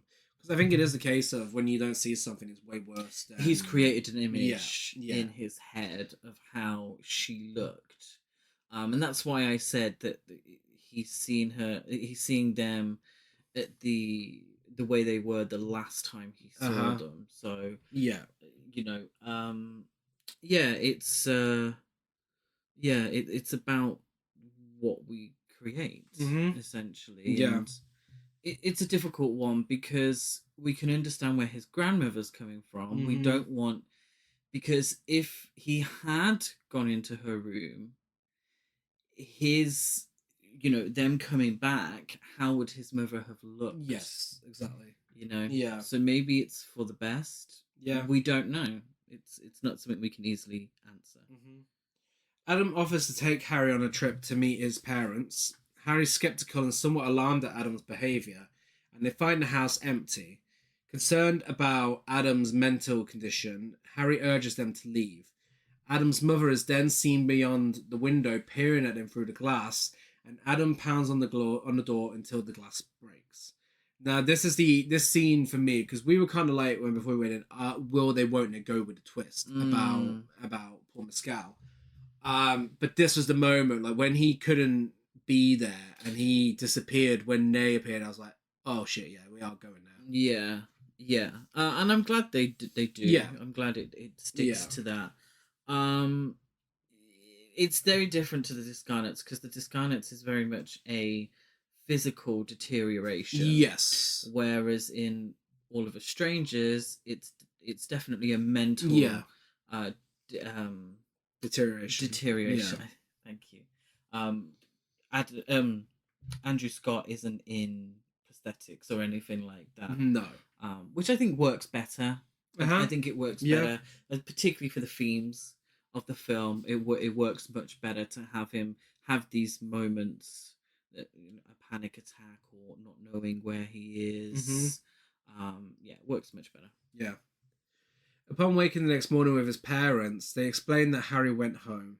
They tell Adam that in order for him to find happiness, he must let them go and move forward in his life with Harry. His mum asks, "Is he your special friend?" And his dad says, "You look like a handsome fella." Oh, special friends. Maybe his dad was on the cruise. I mean, maybe. They take him to his favourite childhood restaurant, which is an American diner in a shopping centre. Yes. Whilst if I could... Which, let's be honest, I'm surprised we're still open 30 years later. There's kind of places... They ain't lasting. They don't last long, no. No, it's kind of like Wimpy's, isn't it? Oh, yeah. There is... Oh, God, yeah. Whilst they're there, If I Could See the World Through the Eyes of a Child by Queen Patsy Cline plays. Yes. Second Andrew Haigh film with a bit of Queen Patsy. It was Weekend, wasn't it? Queen Patsy was in. Was it? No, it wasn't. I'm misremembering. No, it was The Beast. It was The Beast. The Beast. Yeah. Queen Patsy Cline. Yeah. We watch too many films. Me too. Once they get to the restaurant, Adam's parents ask about the circumstances of their deaths. Adam tells them they both died instantly, which is a relief to his mother, although untrue. The three tearfully reaffirm their love for each other, after which both parents vanish. And again, it's, just like the Discarnates, it's such a heavy scene, and I really, it's bittersweet because, it's a really nice moment, but also because of the fact of what's going on, it's so emotional. Yeah, very touching.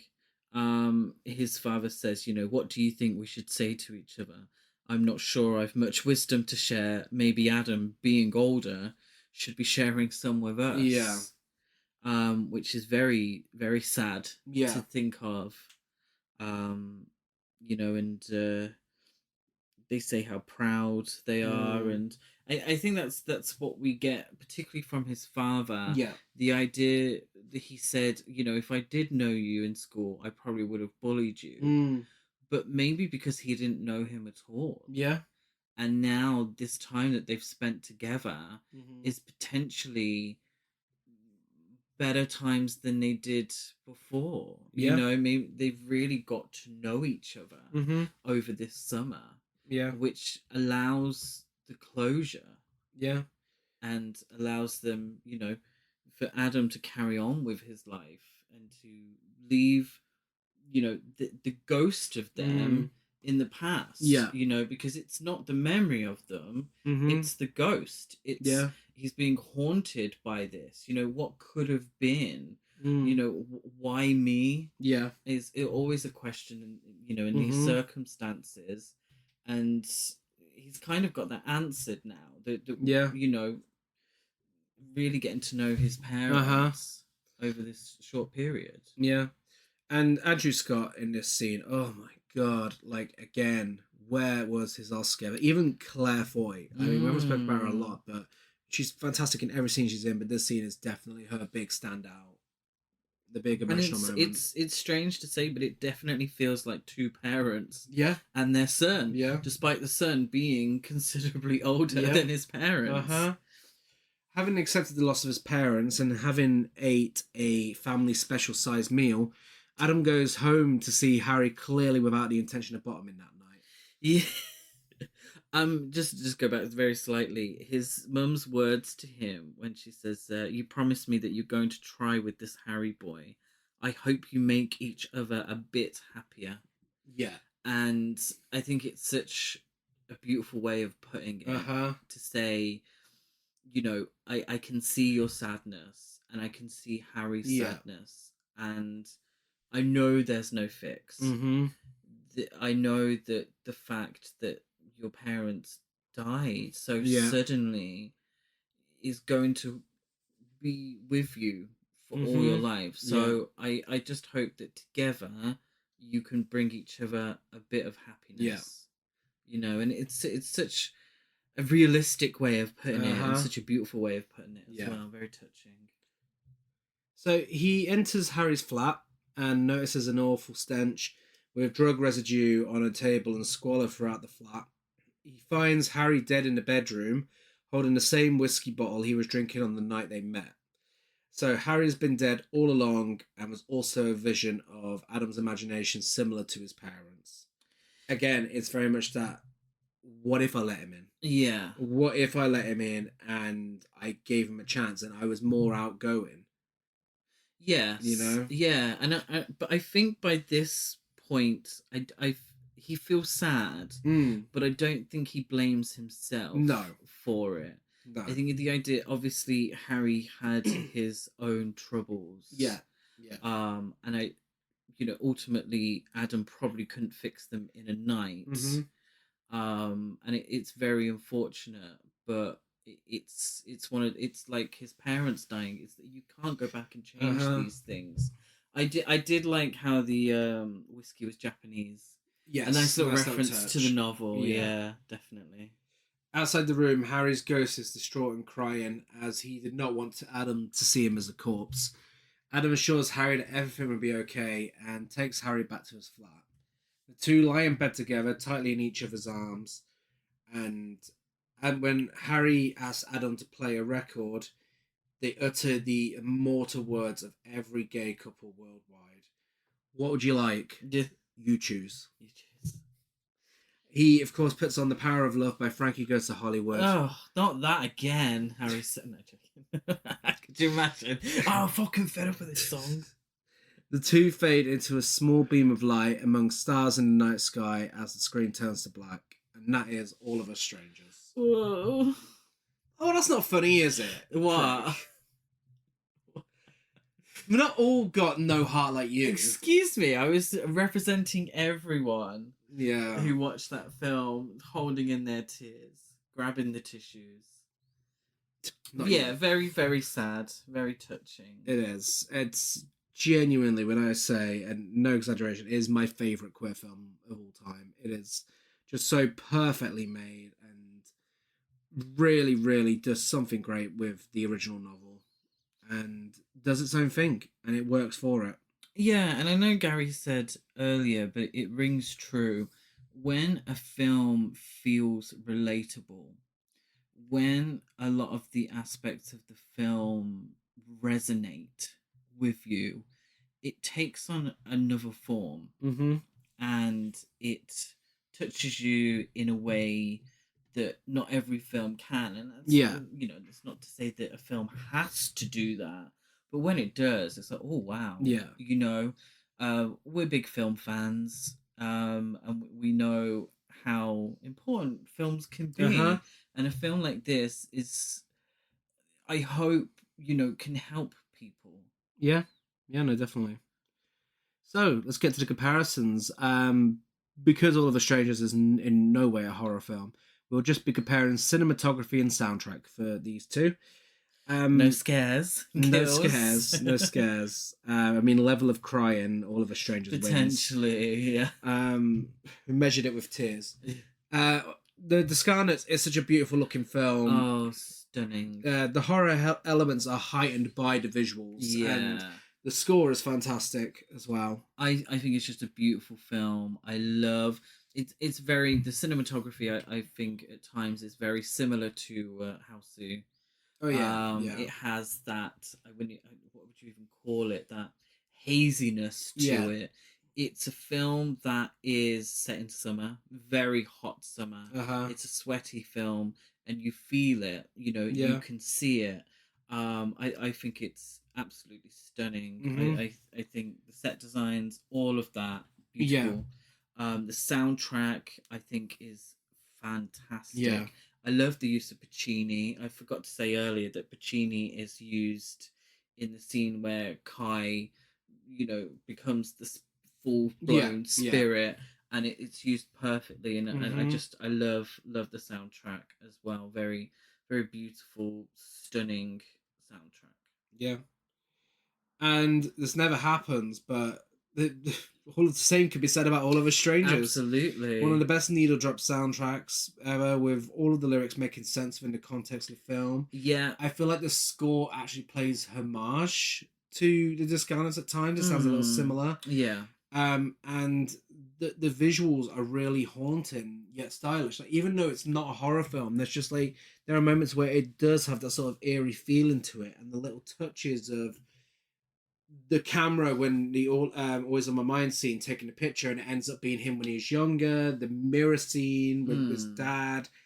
These little touches are just so good and really add to the storytelling. Yeah, absolutely. The cinematography helps in, you know, the idea that something's off. Yeah. There's something a little, you know, supernatural going on to a certain degree. Yeah. That obviously not to the extent of the Discarnates, but stuff like the Infinity Mirror. Yeah. Stuff like when he's having the panic attack, or when he ends up in you know, his childhood home and he doesn't know what's happened. The ending, which I thought was very, very similar to the Elephant Man. Yeah. In the going into the stars. Yeah. And such. Absolutely beautiful, beautiful, stunning. The songs work perfectly. It puts you into a place, you know, the 80s Britain, which I'm sure resonates with so many of the audience members who can sort of, what's the word I'm looking for, who are familiar with like Adam's age range. Trying to be polite there, trying to find my words. But yeah, it great soundtrack. Yeah, real bangers as well, like proper bangers. Like, okay. Yeah, I think for me, I'd give cinematography, I'd give it a tie, and for soundtrack, I'd give it to All of Us Strangers. I would give the cinematography to a tie, yeah, and soundtrack, I'd go with Discarnates. Just to play devil's advocate. I mean, you're looking at, you know, picking at straws here. It's very, very small. Yeah, no, absolutely. Excuse me. Characters. Sorry, that made you jump.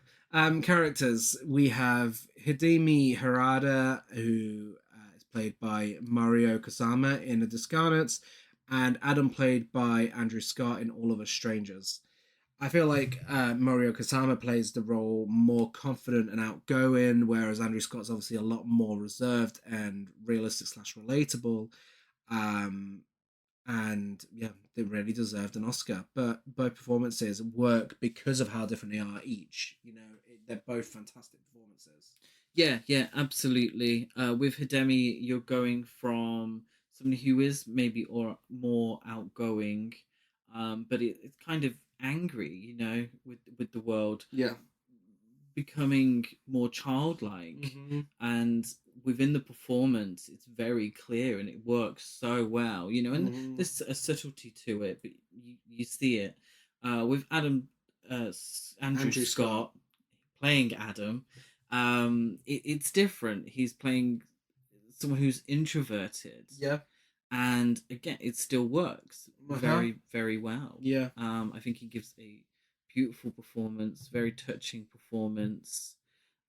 Even within the areas of sexuality, he still conveys those characteristics, and it works very well. And the character himself, I think maybe it's a British thing or a generational thing, but he feels more relatable. Yeah. The character probably stands out a little more for me because of that. Yeah, no, absolutely. It's dangerously close. Yes. But I don't want to give tie to everything. No. But I'm going to go with All of Us Strangers. I'm going to go with All of Us Strangers as well. And we have Kai Fujino, played by Yuko Notori in The Discarnates, and Harry, played by Paul Mescal in All of Us Strangers. There's a certain sense, like we said earlier, that Kai knows what's going on. She's set it in motion, and then it just changes as the film goes on, which is believable within the chemistry between her and Morio Kusama. But with Paul Mescal, it's kind of like from the get-go, it's like he fully believes in this relationship, and there's no sinister side to him whatsoever. I think there's a lot more sympathetic, and I feel like the relationship is more emotionally developed in All of Us Strangers, ever so slightly. Yes. And yeah, I mean, you cannot beat that third act of The Discarnates and her performance as that ghost. It is so cunty. It is amazing. So cunty. But Paul Mescal, again, he really deserved a fucking Oscar. I think with Paul Mescal and Andrew Scott, All of Us Strangers is a lot about him being able to form a relationship with someone. Somebody who, is, again, a very sad character. Yeah. But I feel like the relationship is more center stage, and so Paul Mescal gets maybe just a little more to do to that extent. Okay, so he's not a cunty ghost. But I would give it to Paul Mescal, even though I love the performance with Kai and the sort of way that she conveys a real sadness. It's beautiful, and the shame that she feels from her scars as well is very touching. And obviously, of course, it bears mentioning again the cunty ghost at the end, but I will give it to All of Us Strangers. I'll do the same. And then we have Hirokichi Harada, played by Sarutaro Kataoka, and of course Fusako Harada, played by Kumiko Akiyoshi in both of The Discarnates, and we have Adam's mum and dad, played by Claire Foy and Jamie Bell in All of Us Strangers. I mean, again, it's so tough because both films, all four of them, just give incredible performances. And the chemistry between them is so believable as well. Especially, like, again, obviously, I'm sure people in Japan will find the parents in The Discarnates very relatable. Like, we can see people we know in the parents in All of Us Strangers. Absolutely. Like, even when they're fading away and she's kind of like, oh, do you love me? And he's like, yeah, of course I do. And it's like, it's all so British, and you know someone who's exactly like that. Yeah.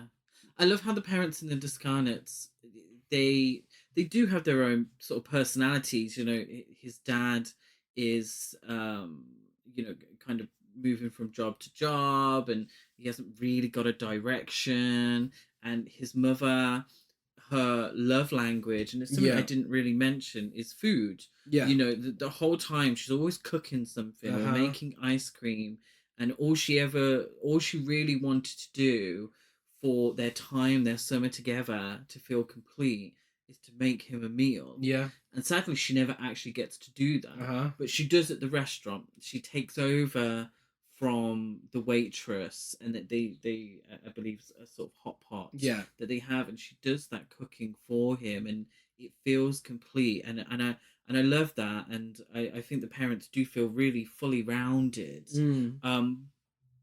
In All of Us Strangers, though, I feel it's just a little more meat to on the bone with that one. I think the sort of, is she homophobic or is she scared?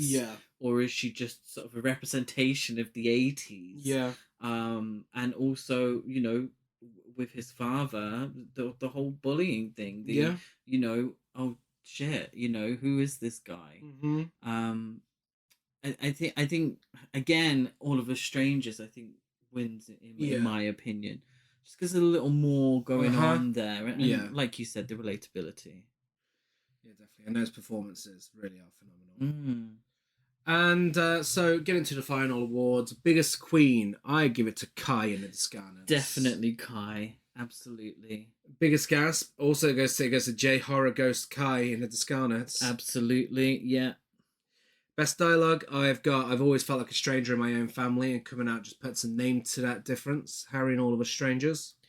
I went with I'm a Dancer, a crazy in love dancer. Got me looking so crazy right now. Your love got me. I'm not gonna do it. And that's camp. I've got Adam watching Bargain Loving Brits in the Sun, All of Us Strangers. I went with Jamie Bell's 80s attire, moustache, and all of it. And with that being said, the winner, when we're comparing points, is All of Us Strangers. Yes. I mean, same for my opinion in general anyway, but it's so close. Like, very, very close. There's really not much between it. For me personally, on any given day, it could go either way. Yeah. And that's not a disservice to either of the films, because I do think they're two utterly brilliant, fantastic films, and I recommend both to anyone and everyone. Mm-hmm. Yeah, absolutely. Apart from, you know, be old enough, you know, the whole jizz thing. Well, that's age appropriate. So our ratings for both, I give the Discarnates 10 crazy in love dancers out of 10. You bastard. I give the Discarnates 10 crazy in love dancers out of 10. And I give All of Us Strangers 10 special friends out of 10. Ah, I give All of Us Strangers 10 cake batter sperm samples out of 10. If you want to watch the Discarnates again, look on Video on Demand or the Internet Archive. It's a great service for finding films that aren't readily available. Oh, the Internet Archive is fantastic, and I'm assuming, because we're talking about it, completely legal. I'm sure it is. I signed up to it. Yeah, you get books, you get loads of shit on there. Absolutely fantastic support. And All of Us Strangers is available on Disney Plus, Video on Demand, and Blu-ray. It's recently actually only just came out on Blu-ray in the UK. But later in the year, Criterion. American Criterion. Yeah. If you enjoyed the Bargain Loving Brits in the Sun comes to Criterion yeah. later this year. Amazing.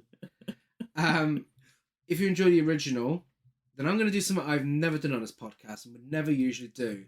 But I was racking my brain as to what I could recommend.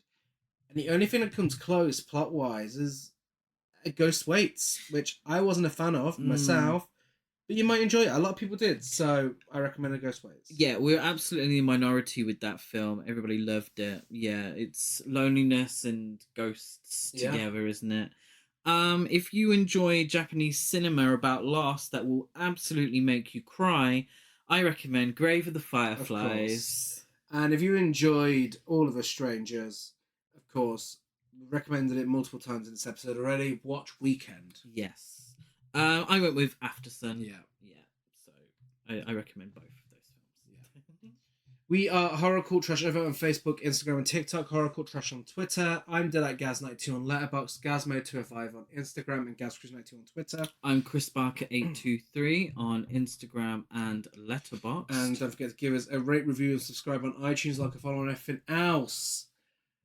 Next month, for original versus remake, we're talking Valley Girl. Yes. Back to usual proceedings. Trash. I mean, we haven't seen the original, but the remake. We haven't, but yeah.